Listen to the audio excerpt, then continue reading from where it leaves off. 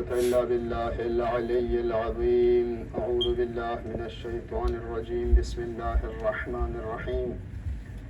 الحمد لله رب العالمين، نحمده ونستعينه ونؤمن به ونتوكل عليه، الذي اسمه دواء وذكره شفاء وطاعته غنى، والصلاة والسلام على أشرف الأنبياء والمرسلين، خاتم النبيين رحمة للعالمين، أبي القاسم محمد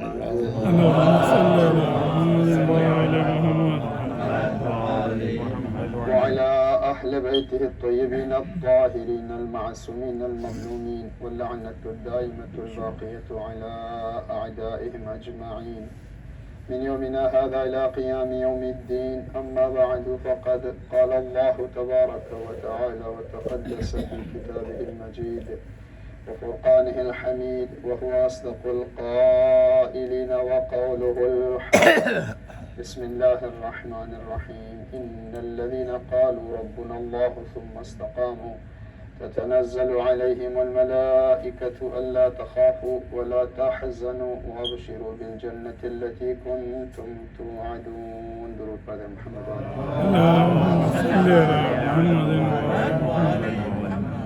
آپ حضرات تھوڑا سا آگے تشریف لائیں. درود پر محمد وعلی محمد. اللهم صل على محمد وعلى محمد. آپ حضرات ماشاءاللہ سے مشغول عبادت ہیں اور بہترین اشعار سماعت فرما رہے تھے.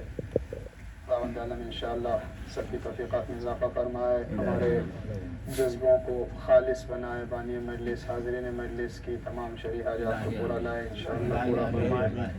اور دنیا میں جہاں کہیں بھی عزاداران ابا عبداللہ حسین ہیں، امام حسین کا نام لینے والے، حضرت ابوالفضل عباس کا پرچم اٹھانے والے، دنیا تک مولا امام عصر کا پیغام پہنچانے والے اور خصوصیت کے ساتھ اس جد و جہد میں قربانیاں دینے والے ہیں، اللہ رب العزت ان سب کو کامیابی اور نصرت سے ہمکنار فرمائے. درود پر محمد وعلی محمد کی بارگاہ. جو گفتگو آپ سماعت فرما رہے تھے وہیں سے میں رد دے دیتا ہوں تاکہ ایک تسلسل برقرار رہے. جو اشعار آپ سماعت فرما رہے تھے ظاہر ہے کہ بہت سے فضائل و مصائب کے گوشے اور بہت سے پیغام اور نکات. ابا عبداللہ الحسین کا ذکر، اہل بیت کا ذکر وہ ہے کہ جو کم تر کو برتر بنا دیتا ہے. ایمان کی دولت ایسی دولت ہے کہ جو کچھ نہ رکھنے والے کو بھی، دنیا کے فقیر ترین کو بھی امیر ترین جذبہ عطا کرتی ہے. چھوٹے قد و قامت کے لوگ اس کو مائنڈ نہیں کریں اگر کسی کا چھوٹا ہے تو. یہاں پہ اسپریچولیٹی اور ایمان اور فکر اور شخصیت کے حوالے سے ہو رہی ہے بات، ورنہ یہ ظاہری چیزیں تو دنیا کے اندر مختصر ہوتے ہیں. رنگ اور نسل اور سائز اور حیثیت کی بحث نہیں ہے.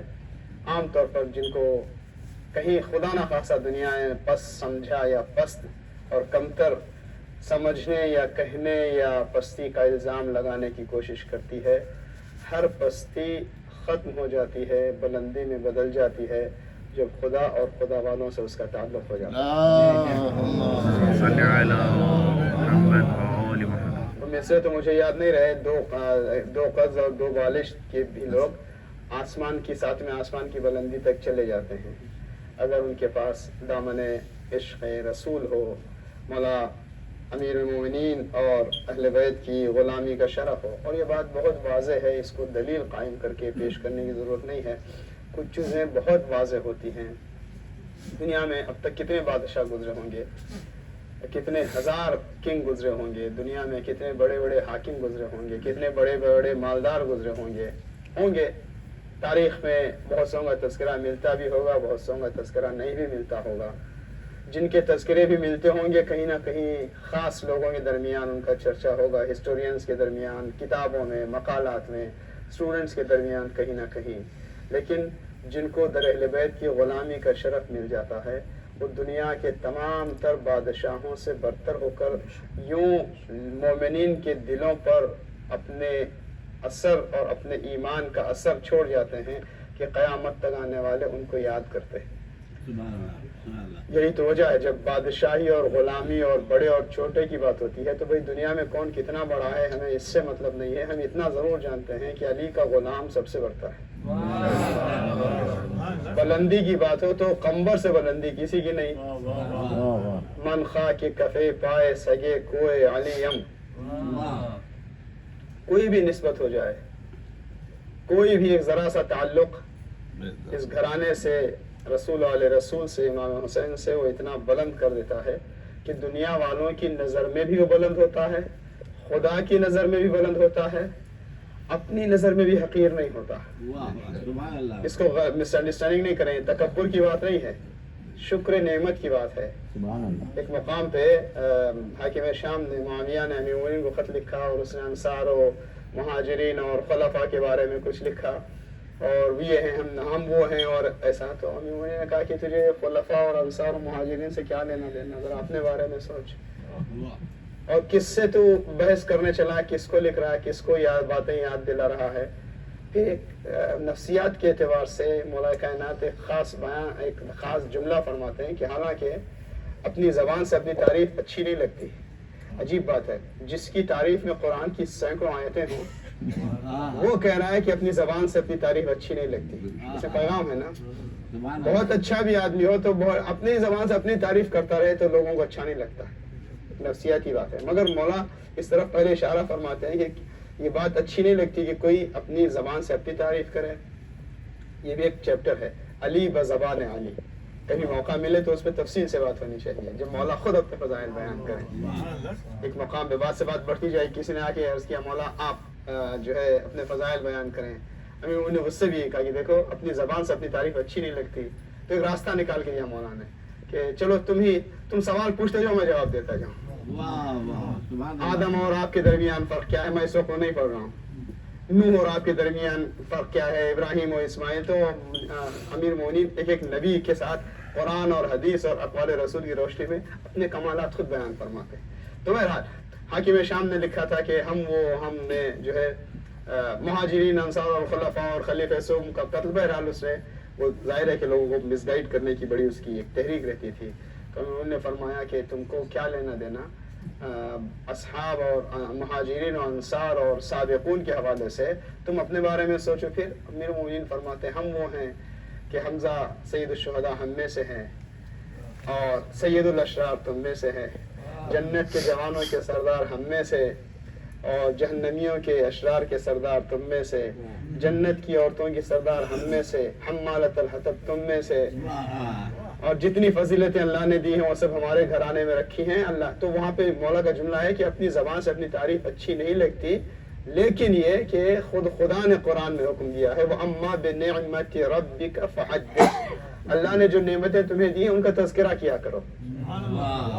ہم اپنی برتری بیان کرنے کے طور پر نہیں, بلکہ اللہ کی دی ہوئی نعمتوں کا تذکرہ کرنے کے لیے تم سے بیان کریں. تو یہاں یہ بات اتفاق سے آگے, میرے کوئی ارادے میں یہ بات نہیں تھی. ہم یہ عرض کر رہے تھے کہ جب در اہل بیت کی, ایمان کی, توحید پروردگار کی, عشق رسول کی, غم حسین کی بلندی ملتی ہے تو انسان دنیا کی نظر میں بھی بلند ہو جاتا ہے, خدا کی نظر میں بلند ہوتا ہے, اور اپنے اندر بھی احساس کمتری کا شکار نہیں کرتا.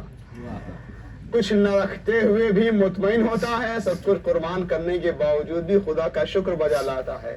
اس کی زندگی میں کوئی فیلئر نہیں ہے, ناکامی کا تصور ہی نہیں ہے, اس لیے کہ جس کے پاس خدا اور رسول ہو وہ یہاں بھی کامیاب ہے, وہاں بھی کامیاب ہے.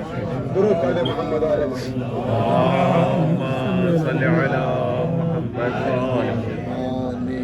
تو یہاں بلندی مل جاتی ہے فکر کی, جذبے کی, اور حقیقی ایمان کو مفہوم بھی ملتا ہے, اور پھر اس راہ میں آگے بڑھنے کا ذریعہ ملتا ہے.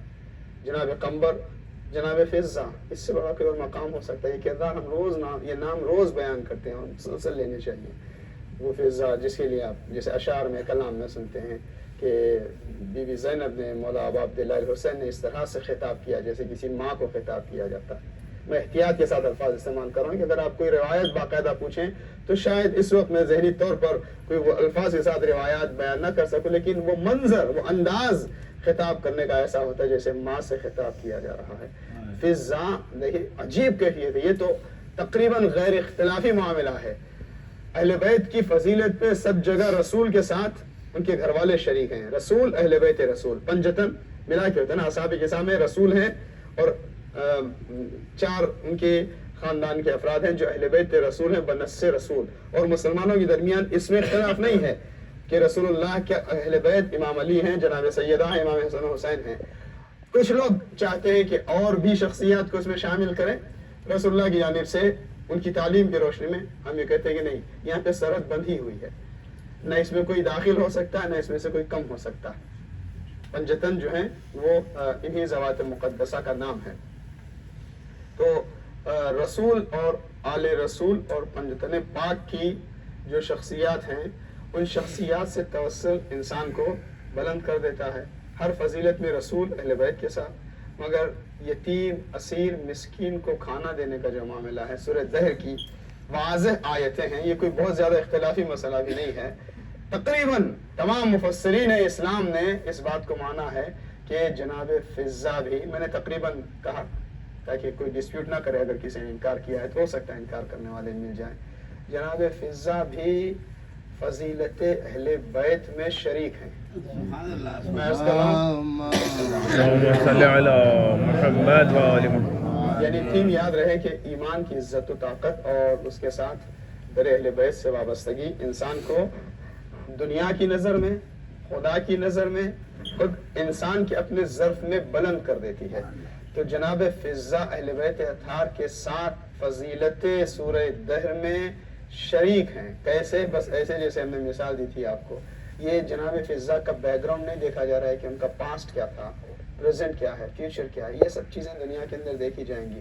فضہ جناب سیدہ کے گھر کی کنیز ہیں، اور یہ ایسے ہی تعلق ہے جیسے وہ مثال ہم نے دی تھی کہ ایک قطرہ بذات خود ایک ڈراپ پانی کی کوئی حیثیت نہیں ہوتی، مگر وہ قطرہ جب دریا میں گرتا ہے تو خود بھی دریا بن کر لافانی بن جاتا ہے۔ یہ کمال اس قطرے کا نہیں، اس دریا کا ہے۔ جب قطرے کو جگہ دیتا ہے تو اپنے سے ملنے والے کو بھی لافانی بنا دیتا ہے، لاحدود ہو جاتا ہے۔ اب دنیا سمندر کے پانی کو ختم کرنا تو دور کی بات، اس کو میجر نہیں کر سکتی، اس کو ناپ نہیں سکتی، اس تک پہنچ نہیں سکتی ہے۔ تو جہاں ان کا تذکرہ اور تعلق ہو اتنی بلندی آ جاتی ہے کہ ظرف بلند ہو جاتا ہے۔ اور پھر اس کا اپوزٹ اثر بھی ہے کہ جہاں یہ دولت نہیں ہے ایمان و عشق رسول علیہ رسول کی، وہاں زبان پر توحید شرک بدعت پتہ نہیں کیا کیا۔ ظاہر ہے کہ اب الحمدللہ زمانہ ایسا رہا ہے کہ اب فرقوں کے درمیان اختلافی بحث کرنے کی ضرورت ہی نہیں پڑ رہی۔ اب ویسے شاید مناظروں کی بھی اس طرح سے ضرورت نہیں پڑ رہی ہے۔ زمانہ اتنا حق اور باطل واضح طور پر نظر آنے لگا ہے کہ نہیں۔ لوگ کہتے ہیں بھائی کیا ماشاءاللہ مکہ مدینہ کا وہ ماربل کے صحن اور وہ خوبصورت مینٹیننس، اور وہاں کے باتھ رومز ایسے ہیں، وہاں کے وضو خانے ایسے ہیں، اور پتہ نہیں کیا بھائی یہ نہ کرو، کہیں ایسا نہ ہو کہ تمہارا ہاتھ رسول کی ذریعے سے لگ جائے، کہیں بوسہ نہ لے لو، کہیں سلام پیش نہ کر دو، عجیب کیفیت ہے، یہ شرک ہے، یہ بدعت ہے۔ زبان پر شرک بدعت تک وہ کافر یہ کافر، اور دل میں اندر ایسا کفر اور ایسا ظلم بھرا ہوا ہے کہ جہاں دنیا کی غلامی کرتے ہوئے بے ضمیری کی انتہا ہے، اور عوام کو فریب دینے کا وقت جا چکا۔ اب زمانے پر ظاہر ہو رہا ہے کہ دیکھو اگر تمہارے پاس عشق رسول علیہ رسول اور غم حسین کی دولت نہیں ہے تو کہیں نہ کہیں ایمان سے دل خالی ہو ہی جاتا ہے۔ محبت کا جنوں باقی نہیں ہے، مسلمانوں میں خون باقی نہیں ہے۔ صفے کج دل پریشان جذبے، صفے کج دل پریشان سجدے بے ذوق، کہ جذبے اندروں باقی نہیں ہے۔ علامہ اقبال کا میرے کلام ہے، درود پڑھ دیں محمد علیہ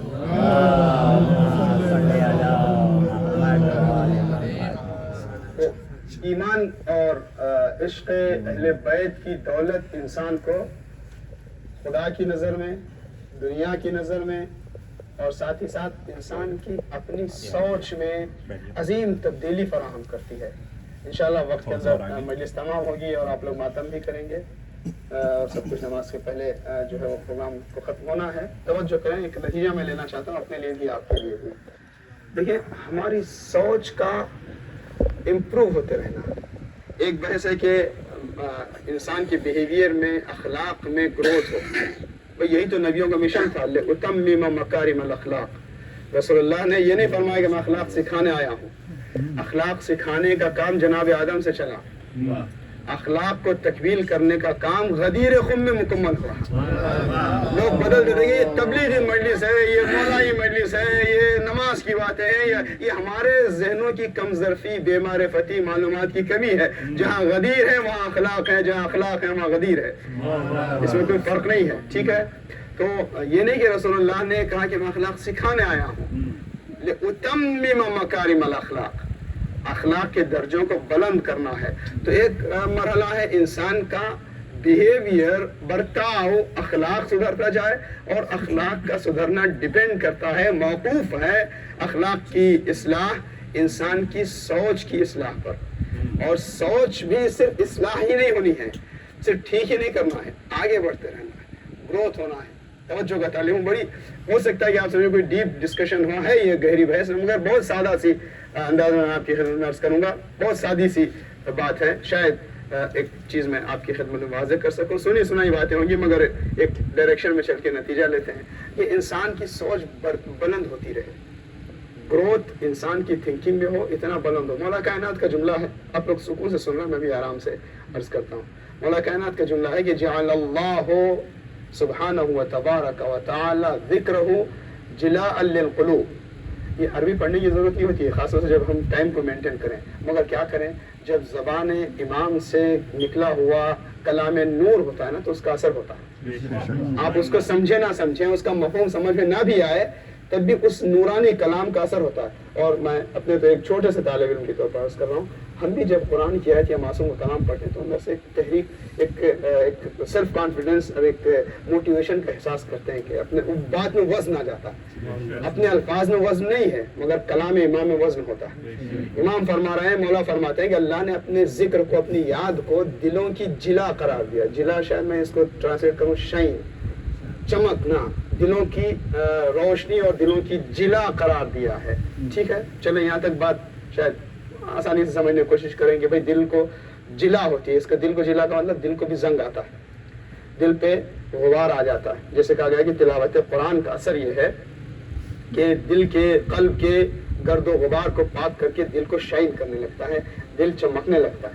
یہ جتنے یہ آپ کے ماربل اور گرانائٹس وغیرہ ہیں جو نیچرل سٹونز ہیں, اس پہ کوئی الگ سے ڈالا تو نہیں جاتا کچھ اس پہ, جہاں تک میرا اندازہ ہے.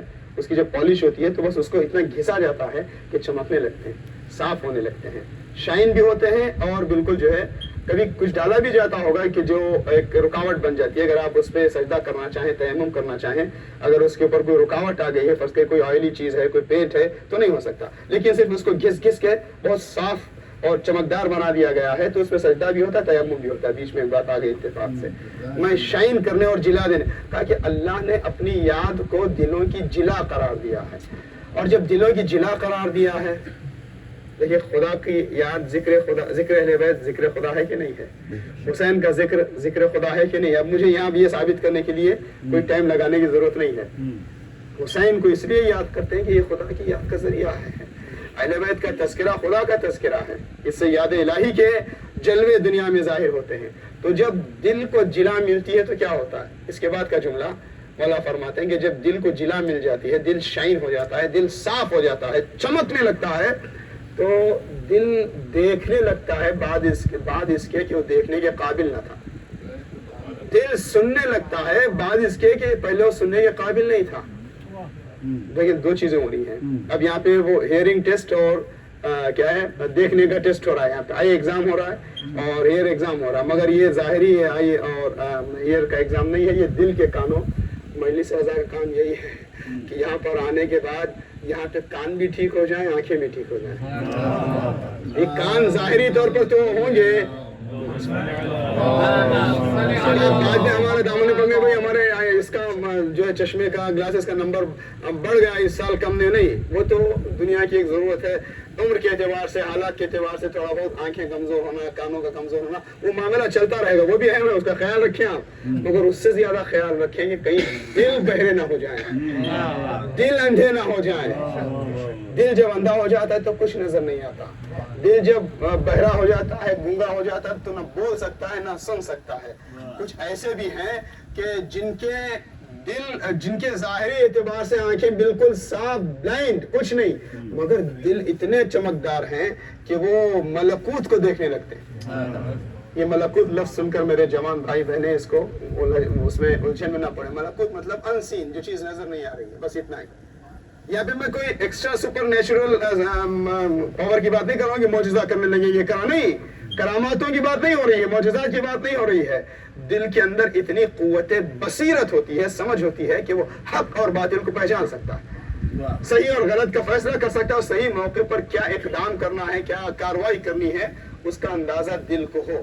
بہرحال بات بڑھ نہ جائے تو مولا فرماتے ہیں کہ جب دل دیکھنے لگتا ہے تو اس کا اثر یہ ہوتا ہے، جب دل کو جلا ہوتی ہے تو دل دیکھنے لگتا ہے اور کان سننے لگتے ہیں. میں تھوڑا اتنی تفصیل سے نہیں عرض کرنا چاہ رہا تھا، بات یہاں تک آئی ہے، اگر پہلے بھی سنا تھا تو دوبارہ سن لیں، بات مربوط ہے. ایک مقام پہ ایک شخص ہے مولا کائنات کے پاس، وہ پوچھتا ہے کہ کیا امیر المومنین سے پوچھتا ہے کیا خدا کو دیکھا بھی جا سکتا ہے؟ ہمارے بعض مسلمان بھائیوں کا عقیدہ قرآن کی روشنی میں یہ ہے کہ ہم قیامت کے دن خدا کو دیکھیں گے، 14ویں کے چاند کے مانند دیکھیں گے. یہ قرآن ہدایت ہے متقین کے لیے. قرآن کس کے لیے ہدایت ہے؟ متقین کے لیے. تو اب آپ سے سوال وہ ہے نا، جیسے پہلے مرغی یا پہلے انڈا، تو پہلے تقویٰ ہوگا پھر ہم ہدایت پائیں گے، یا پہلے ہدایت پائیں گے یا تقویٰ ہوگا؟ ہم نے بات کو تھوڑی سی کمپلیکیٹڈ بنا دیا نا. ہم پہلے قرآن پڑھ کر ہدایت پائیں پھر تقویٰ اختیار کریں گے، یہ ہے نا ایک آرڈر. اگر ترتیب سے ہم صحیح چلنا چاہیں تو قرآن سے ہدایت ملے گی، بھی ہدایت پاتے پاتے تقویٰ کی منزل پہ پہنچ جائیں گے. قرآن کہہ رہا ہے ہدایت ہے متقین کے لیے، قرآن ہدایت ہے پہلے تقویٰ پھر اس کے بعد ہدایت قرآن سے. تو اس کا جواب دیا گیا کہ اصل میں تقویٰ کے بھی لیولز ہوتے ہیں، ہدایت کے بھی درجے ہوتے ہیں. اگر کسی کا دل مکمل طور پر بند ہونا، یعنی بالکل ایک نیوٹرل سطح بھی نہ ہو، یعنی کوئی بہت مائنس جا چکا ہے، زیرو پر نہیں ہو، تو وہاں پر آپ قرآن بھی لکھ دیں، رسول کا کلام بھی لکھ دیں، رسول معجزہ بھی سنا دیں، ابو جہل کے ہاتھوں میں کنکریاں ہوں، رسول ان کنکریوں سے کلمہ بھی پڑھوا دیں، اس پہ اثر نہیں ہوتا ہے. کیوں اثر نہیں ہوتا ہے؟ تاکہ وہ جو ایک بیسک لیول کا تقویٰ ہے نا، ظرف کی پاکیزگی،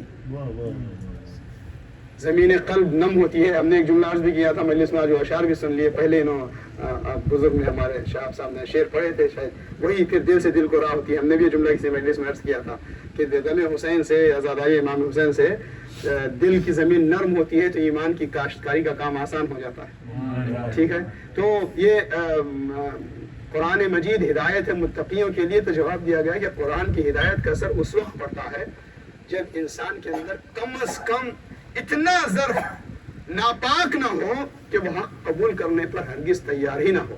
میں اس کے ایک دوسرے رخ سے جلدی سے عرض کر دوں، بھائی قرآن مجید انسان کو پاک کرتا ہے، قرآن کی عبادتیں پاک کرتی ہیں. میں حدیثیں پڑھنے لگوں گا، کم سے کم 2 4 5 مجلسیں ایسی ہونی چاہیے کہ نماز کیا کیا کس طرح سے پاک کرتی ہے. روزانہ کی جو نماز ہے 5 وقت، کہا گیا کہ یہ ایک ندی ہے، ایک ریور ہے جو آپ کے پاس سے گزر رہی ہے. جب بھی آپ نماز پڑھیں گویا اپنی روح کو دھو رہے ہیں. روزہ انسان کی روح کو پاک کرتا ہے. فرش ازا تو مکمل طور پر یہ پاک پیوریفیکیشن کے زبردست فورسفل ذریعہ ہے. ٹھیک ہے، یہ سب چیزیں انسان کو پاک کرتی ہیں. کب کوئی پاک چیز متنجس ہو جائے، فرض کریے اس کپڑے پہ اگر ایک قطرہ خون کا جائے تو اس کو دھو کے پاک کیا جا سکتا ہے. ٹھیک ہے، کچھ چیزیں جو پاک ہونے کے قابل نہیں ہیں اس کو کہتے ہیں نجیس العین. آج لگتا ہے کہ سنڈے اسکول کا وہی بیچ بیچ میں ٹاپک آنے لگے. ہمارے لوگ سمجھتے ہیں کہ سنڈے اسکول کا مطلب دن ہے، وہ دن کا اہم حصہ امام حسین کی پیغامات میں سے. ٹھیک ہے، اگر یہ کپڑا متنجس ہو جائے، جو کہ پاک ہے مگر اس پہ نجاست ملنے کی وجہ سے نجس ہو جائے، تو اس کو پانی سے دھویا جا سکتا ہے، اتنی گنجائش ہے. اب اگر کسی کو شوق ہوا اس جانور کو پاک کرنے کی کا کہ جس کا بڑا یہاں پہ احترام ہے، بڑی خدمت ہوتی ہے، خیال رکھا جاتا ہے. ٹھیک ہے، میں اس سے زیادہ تفصیل بیان کروں ضرورت نہیں ہے. قیمت اس کی، اس کا ہیلتھ کیئر اور باقی سب چیزیں، اور پھر یہاں تک کہ اس کے سکون کا خیال اور اس کی بہرحال جو بھی ہے جس طرح کی خدمتیں ہوتی ہیں، میں ممبر سے تفصیل سے بیان کروں کیا ضرورت ہے. اتنی خدمت ہوتی ہے. کسی کو شوق ہوا کہ ایسا کرتے ہیں، ہم اس کو رکھنا چاہتے ہیں، ہم اس کو دھو دیتے ہیں، نہلا دیتے ہیں. ہاؤس میں نہلا دیں گے؟ نہیں، ہاؤس نہیں، وہاں پہ کور میں نہیں، سمندر میں دریا میں لے جا کر ساتھ نہیں 70 ہوتے ہوئے بیچارے کو دلا دیں. تو کتا پاک ہو سکتا ہے؟ پاک نہیں ہو سکتا. کیوں؟ اس لیے کہ عین نجس ہے. کم از قرآن ہدایت ہے، ایک جنون بات تمام ہے، قرآن ہدایت تو ہے، شرط یہ ہے کہ دل میں بغض علی کی نجاست نہ ہو۔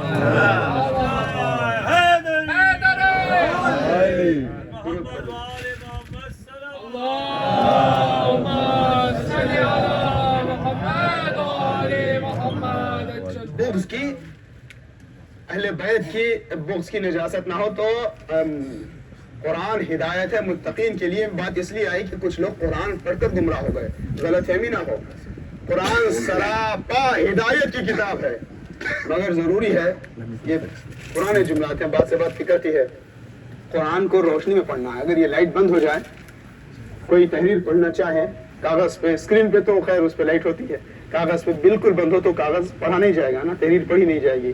تو بھلے وہ تحریر بڑی اچھی ہے، بڑی خوبصورت ہے، ہمارے پاس بزرگوں کی اردو تحریر آج بھی اتنی خوبصورت ہے کہ جی چاہتا دیکھتے ہی ہم رہیں، ٹھیک ہے، کسی اچھے پیپر پہ لکھا ہو، نہیں چلے ہاتھ کی نہیں بلکہ فونٹ ہے، بہت بہترین پرنٹنگ ہے، بہترین کاغذ ہے، بہترین انداز ہے، سب کچھ ہے، آپ کے اندر فرض کرتے ہیں کہ پڑھنے کی صلاحیت بھی ہے، پرابلم یہ کہ لائٹ نہیں ہے، تو کیا ہوگا، آپ یا نہیں پڑھ پائیں گے، یا اگر پڑھیں گے بھی تو غلط پڑھ لیں گے۔ بس یہی چیز ہے، قرآن کہتا ہے کہ اے لوگوں، ہم نے تمہارے درمیان قرآن کو بھیجا اور نور کو، ایک بکائی اور ایک لائٹ۔ قرآن پڑھو ولایت کی روشنی میں تو قرآن سمجھ میں آئے گا، تو سلمان و ابو ذر بن جاؤ گے،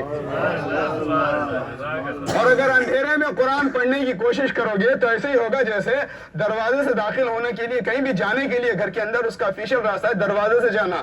رسول اللہ نے کہا باب مدینۃ العلم سے آؤ تو تمہیں علم ملے گا، اور اگر کوئی دیوار چھلانگ کر کے غلط راستوں سے آئے تو یا وہ چوری کرنے کی کوشش کرے گا تو ملیں گی بھی چیزیں تو ٹوٹی پھوٹی ملیں گی، سالم نہیں ملیں گی، دین لیں گے بھی تو بہرا دین لیں گے بھی تو بگڑا ہوا دین، تحریف شدہ دین سمجھ میں نہیں آئے گا۔ اگر بفرض خلوص بھی ہے دین لینے میں، تم نے چونکہ صحیح چہنے سے دین نہیں لیا ہے، تمہیں سالم دین نہیں ملنے والا۔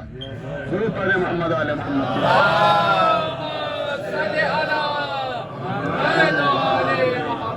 تو کسی نے پوچھا مولا کائنات سے، کیا قیامت کے دن خدا کو بھی دیکھا جا سکتا؟ کچھ لوگوں کا تصور کہ قیامت کے دن ہم اللہ کا دیدار کریں گے 14ویں کے چاند۔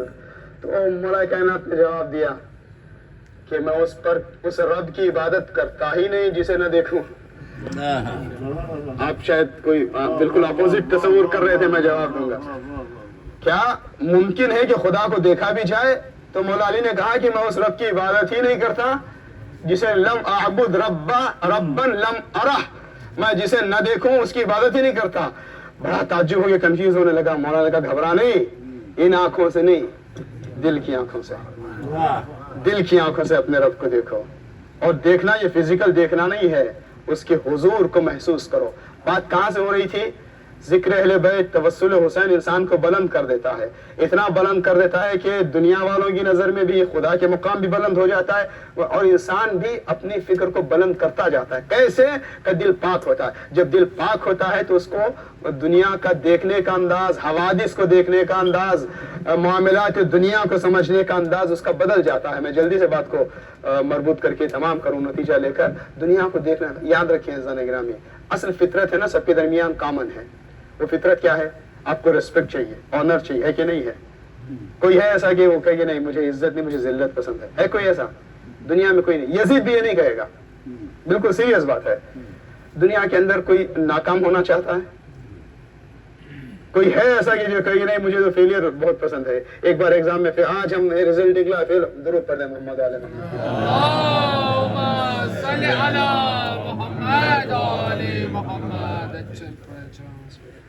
جی فرض کریں کسی کلاس میں کوئی بچہ فیل ہو گیا، کوئی کہتا ہے کہ مجھے بہت مزہ آیا، مجھے بہت اچھا لگتا ہے فیل ہونا۔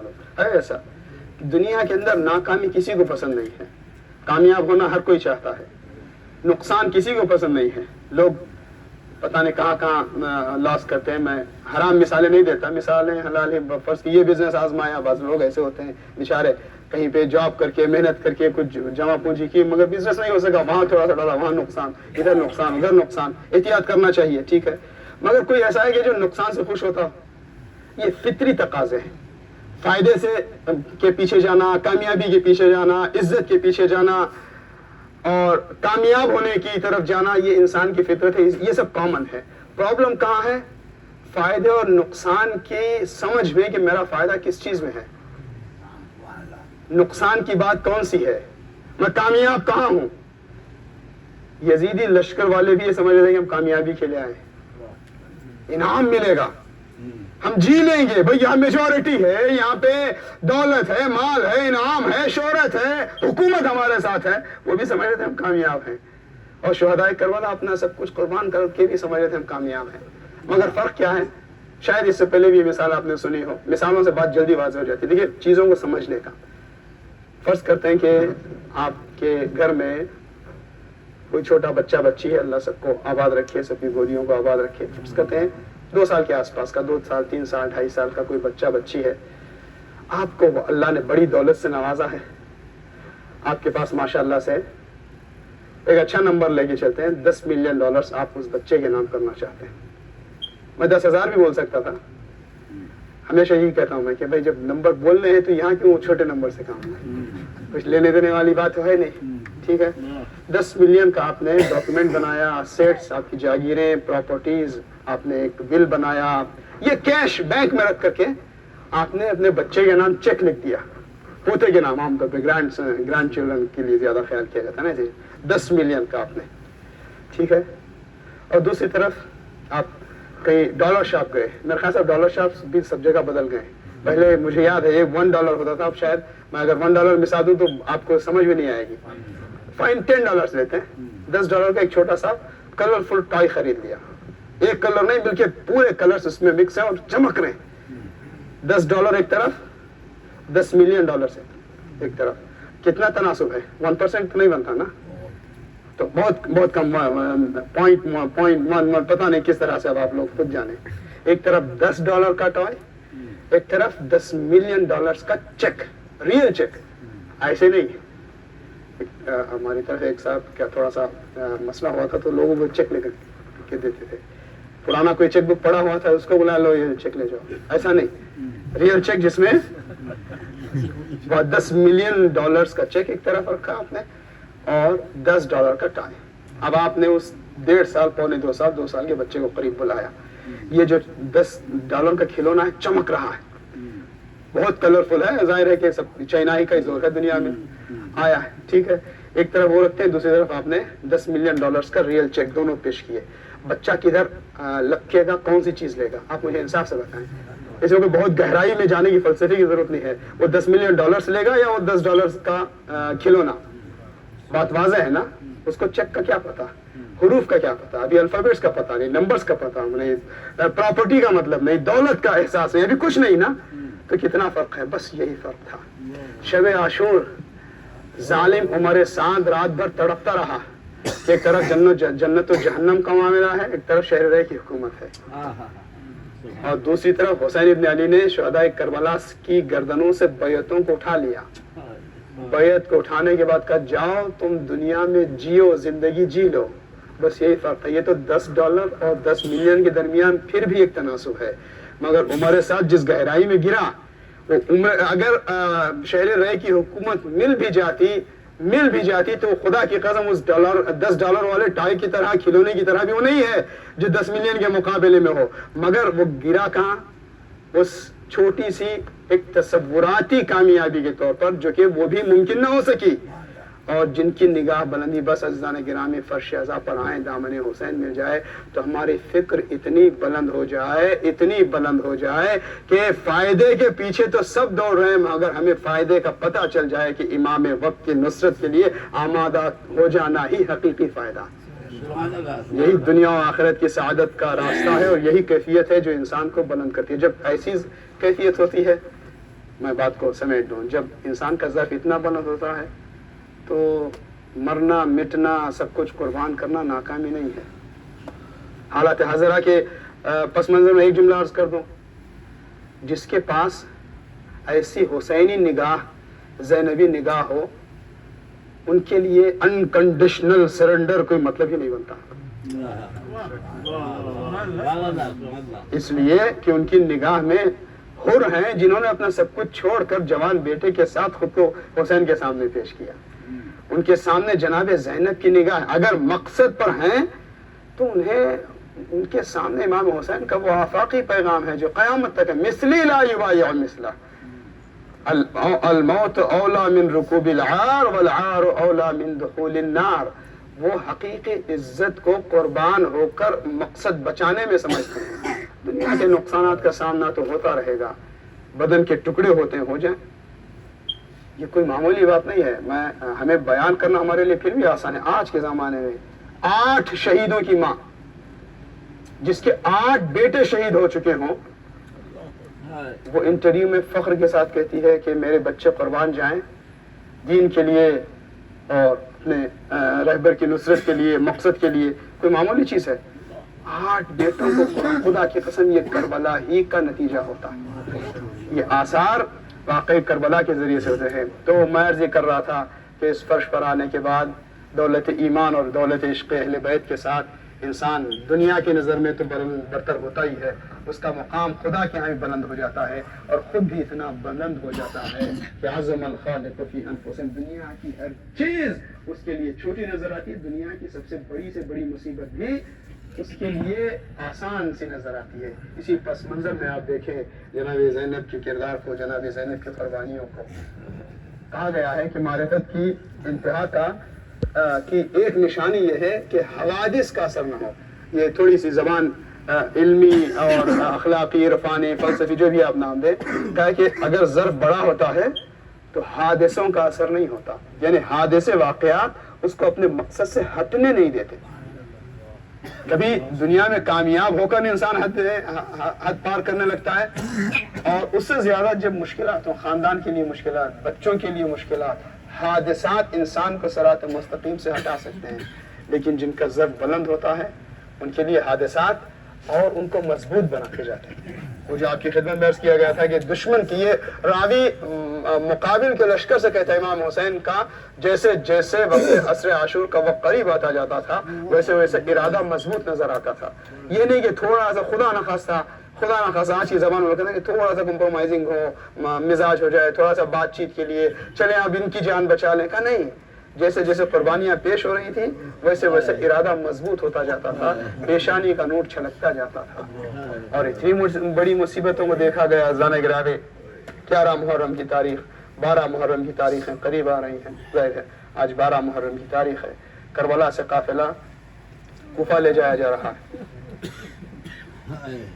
میں نے چاہا تھا کہ 11 محرم کی رخصت کے حوالے سے چند جملے عرض کروں, لیکن درمیان میں گفتگو کے درمیان ایک جملہ نکلا تھا, اسی پہ وقت میں نے سوچ لیا کہ نہیں, کوفے کا ایک منظر پڑھتا ہوں. وہ کیا ہے کہ جب معرفت عشق ایمان کی, عشق لبیت کی, عشق ایمان کی ہے تو دل دیکھنے لگتا ہے, بھلے آنکھیں جو ہے وہ اندھی ہو جائیں, بھلے ذہن ظاہری اعتبار سے کانوں پر اثر ہو جائے, مگر دل ضرور سنتا ہے. دل کی آنکھیں. جب کوفہ قافلہ لے جایا گیا تو روایت کے الفاظ ہیں, ظاہر ہے اب مصائب سنیں گے آگے کی 1-2 مجلسیں اور بھی ہیں, تو مگر یہی پہ اسی سے بات ختم کرتے ہیں کہ جو فضائل سے اور اب تک کے ذکر سے مربوط ہے کہ آنکھوں کو نظر نہ آئے یہ بھی بڑی مشکل ہے, مگر اس سے دردناک ترین مشکل یہ ہے کہ انسان کے دل کی آنکھوں کو نظر نہ آئے, اور اگر ظاہری آنکھیں دیکھ نہ بھی سکیں تو دل کی آنکھیں روشن ہوں. ایک شخص تھا جس کا نام عبداللہ ابن عفیف تاریخ میں بیان کیا گیا, کوفے کا رہنے والا تھا, مولا علی کا چاہنے والا. دونوں آنکھوں سے بینائی جا چکی تھی. کیسے گئی تھی؟ حادثات میں نہیں, جنگ صفین اور جمل میں مولا علی کی نصرت میں گئے تھے تو ان کی دونوں آنکھوں کی مکمل بینائی جا چکی تھی. کربلا سے قافلہ اسیر بنا کر کوفے میں لایا گیا ہے, مسجد میں لوگوں کو جمع کیا گیا. ایسی بھی توہین مسجد ہوئی ہے, توہین ممبر ہوا ہے, پتہ نہیں نماز کا وقت تھا کہ نہیں تھا, لوگوں کو جمع کیا گیا. ابن زیاد ممبر پہ جا کے خطبہ دے رہا ہے اور اس نے وہ الفاظ استعمال کیے, ترجمہ کرنا, بیان کرنا بہت مشکل کام ہے. نقل کفر نباشات. اللہ نے معاذ اللہ کذاب ابن کذاب کو ناکام کر دیا, بغاوت کرنے والوں کو ناکام کر دیا. ایک دم سے چونکے عبداللہ ابن عفیف وہاں مسجد میں ہیں, گئے ہیں کسی کے ساتھ, کیا بات ہے, کچھ ہنگامہ ہے تو دیکھتے ہیں کیا ہے, سنتے ہیں کیا ہے. جب ابن زیاد ایسے الفاظ مولا علی کے لیے, خاندان اہل بیت کے لیے استعمال کرنے لگا تو یہ نابینا شخص اٹھا, ظالم زبان روک, کذاب ابن کذاب تو ہے, کس کے لیے کیسے الفاظ استعمال کر رہا, ذرا اپنی حقیقت پہچان. ابن زیاد کی ظاہر ہے کہ حقیقت بہت مشہور تھی, وہ ایک ناپاک سلسلہ تھا. تو جب عبداللہ ابن عفیف نے روکا تو ظالم کو غصہ آیا, سپاہیوں کو حکم دیا گیا کہ عبداللہ ابن عفیف کو گرفتار کر لیا جائے. چنانچہ جب ان کو گرفتار کرنے کی کوشش کی گئی تو قبیلے کے لوگ، قبیلے یزدی اس طرح سے کچھ ان کا قبیلہ تھا، بہرحال جو بھی قبیلہ تھا ان کے لوگ آ گئے، جاننے پہچاننے والے بیچ بچاؤ کر کے ان کو بچا کر لے گئے کہ بھئی نابینا ہے، بوڑھا ہے، سن رسیدہ ہے، جانے دے. لیکن ظالم کے دل میں کینہ بیٹھ گیا تھا. جیسے گھر پہنچے تو اس نے پھر سپاہیوں کو بھیج دیا کہ عبداللہ ابن عفیف کو گرفتار کر کے لایا جائے. روایتوں میں بیان کیا گیا ہے کہ عبداللہ ابن عفیف کی ایک جوان بیٹی تھی. اس نے عبداللہ نے کہا کہ میں ایسے تھوڑی اپنے آپ کو سرنڈر کروں گا، میں علی کا چاہنے والا ہوں، جب تک طاقت ہے میں دفاع کرتا رہوں گا. دفاع کرتے رہے اور بیٹی رہنمائی کرتی رہی، یہاں تک کہ ظالموں کا مقابلہ کیا بند آنکھوں کے ساتھ، نابینائی کے ساتھ، یہاں تک کہ گرفتار کر لیے گئے. میں نے بات کو تمام کر دیا. جب لے جایا جا رہا تھا، شاید دربار تھا یا دربار کے قریب، ایک مرتبہ کانوں میں ایک آواز گونجی. کانوں میں آواز گونجی تو چونک کے پوچھا عبداللہ ابن عفیف نے، کیا قیامت آ گئی؟ میرا مولا علی دنیا میں واپس آ گیا؟ میرے آقا کی زبان میں سن رہا ہوں، میرے مولا کا کلام سن رہا ہوں، کیا میرا مولا علی دنیا کو واپس آ گیا؟ لوگوں نے کہا نہیں، علی واپس نہیں آئے، بلکہ علی کی بیٹی زینب اپنے بابا کے لہجے میں کلام کر رہی ہے، یہ سننا تھا.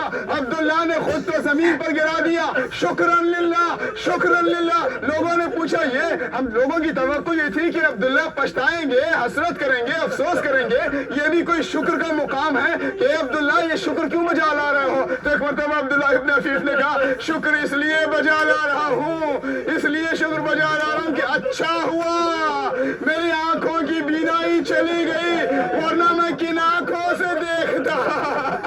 زہرا کی بیٹیاں، رسول کی نواسیاں، علی زادیاں میدانوں میں لائی جائیں، درباروں میں لائی جائیں. زیادہ مجلس تمام ہو گئی. میں عرض کروں گا عبداللہ، اے عاشق علی، اے عاشق اہل بیت، تم سے یہ سنا نہ گیا. دیکھنا تو بہت دور کی بات ہے، ذرا سید سجاد کے دل سے پوچھو.